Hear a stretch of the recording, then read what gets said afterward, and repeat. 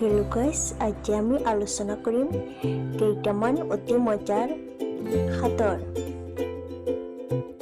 এক নম্বৰ হাতৰটো হৈছে এনেকুৱা কি ফুল আৰু ফল লগ লাগিলে এটা মিঠাই নাম হৈ যায়।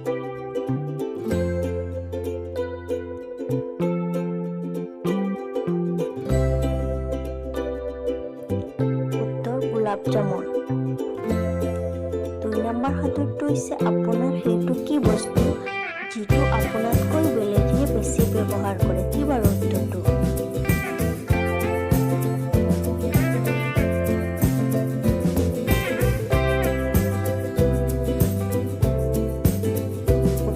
আপোনাৰ নাম। 3 নম্বৰ হাতৰটো হৈছে লিকি লিকি শিমলু চিকি চিকি পাত সৰজমুখে যাব লাগে 6 মাহৰ